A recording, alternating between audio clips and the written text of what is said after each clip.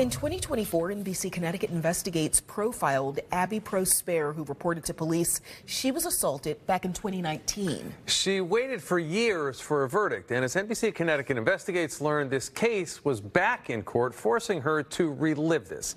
Chief Investigator Len Bestoff joining now with more. Len, why was this in front of a judge once again? Well, it's a little complicated, but bear with me here, I can explain.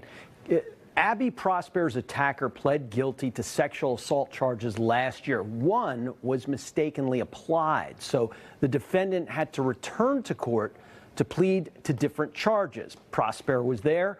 Afterwards, during an interview with us, two women started shouting at her, calling her a liar.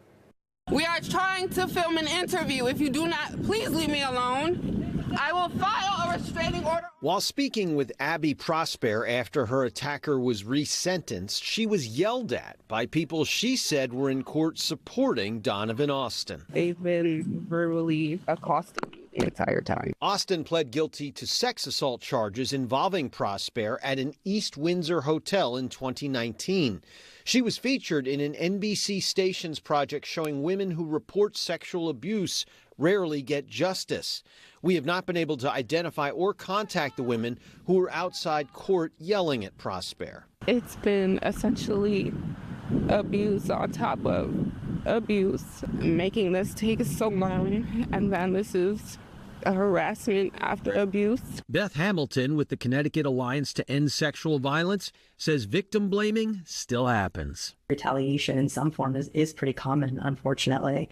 I would say that the more public sometimes survivors are, the higher the chance of retaliation.